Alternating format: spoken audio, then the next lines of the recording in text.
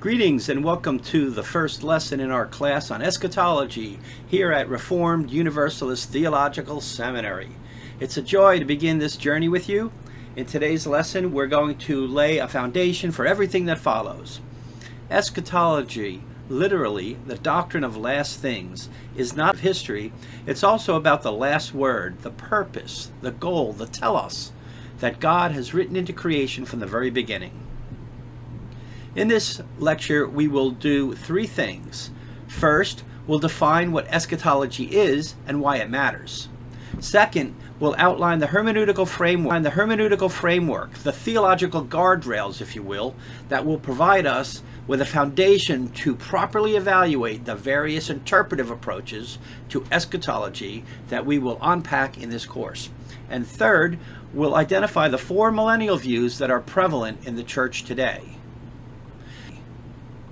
This course aims at two things: clarity and charity. Clarity, because eschatology is often confusing, tangled with symbols and timelines. And charity, because Christians who love Christ and the Scriptures have come to very different conclusions concerning the questions of Bible prophecy. Our goal is not to bulldoze one another, but to learn together. However, that does not mean that there is not one view to be preferred over the others. There absolutely is. But the only way to properly identify that view will be to first establish our hermeneutic and then determine which of the various views rests upon that foundation.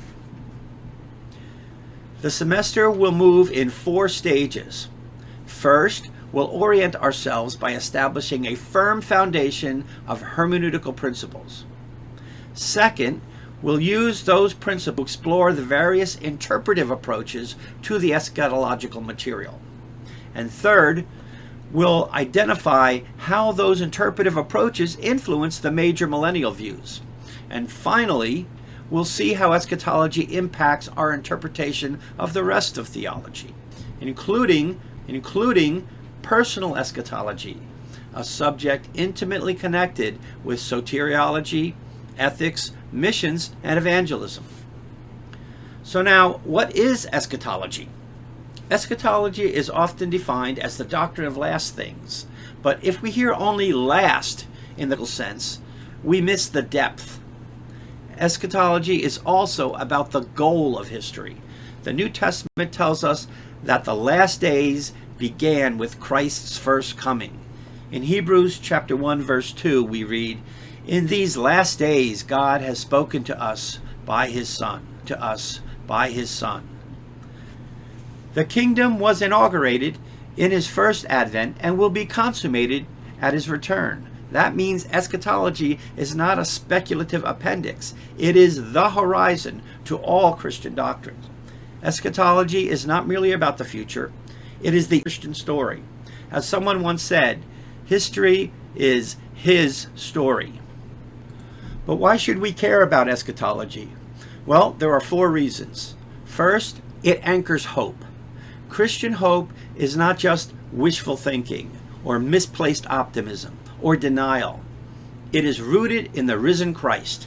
As the Apostle Paul said in 1 Corinthians 15, verse 58, "Because Christ is raised, your labor in the Lord is not in vain."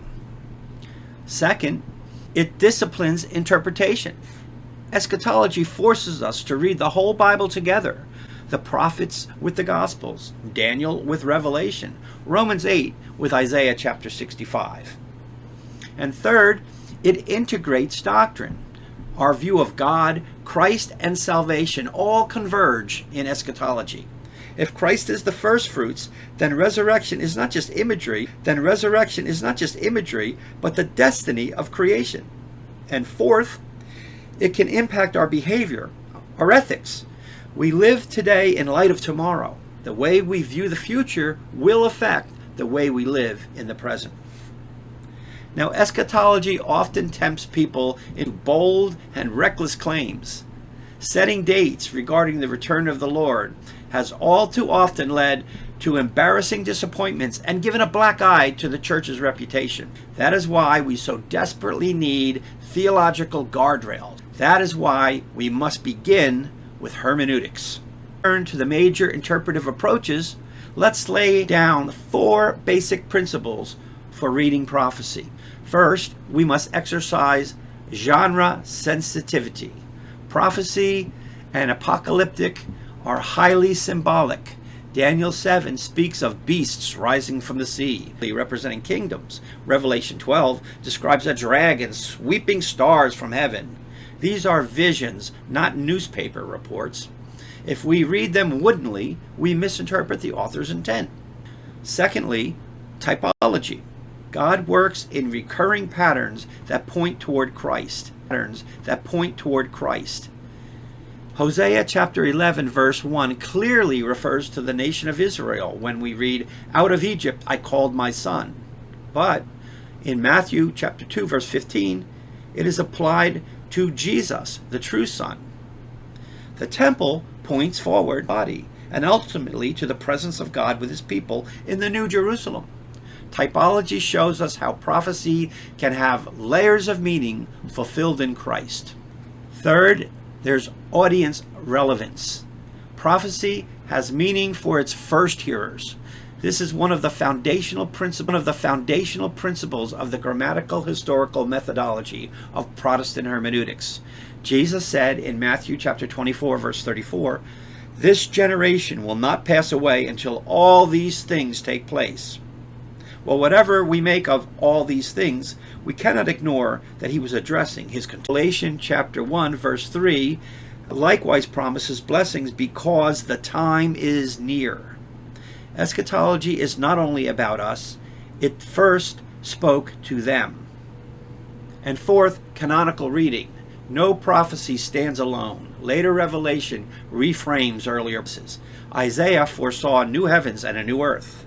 Revelation chapter 21 and 22 takes up that vision and shows its fulfillment in the Lamb who makes all things new. Acts 15 interprets Amos 9's promise of David's tent as fulfilled in the inclusion of the Gentiles. The New Testament teaches us how to read the Old and not the other way around. These principles are not optional. They are the rules of the road. The views we'll discuss differ mainly in how consistently and accurately they apply these principles to Scripture. The application of these basic principles will assist us in determining the interpretive frameworks that are commonly employed by advocates of the major. So what are these 4 interpretive frameworks? The first one is called Futurism. Futurists believe that most Bible prophecies are yet unfulfilled. They look to our future for the fulfillment of prophesied events such as the final tribulation, Christ's return, and an establishment of a millennial kingdom. They are strong on literalizing unfulfilled visions. The second approach is called Historicism. Historicists see prophecy as a panorama of church history.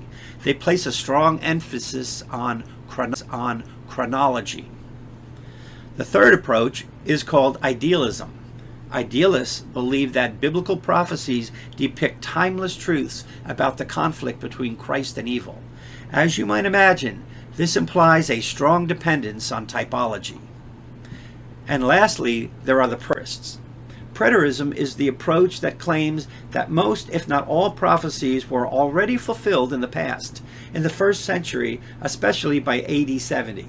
This approach places the strong emphasis on original audience relevance.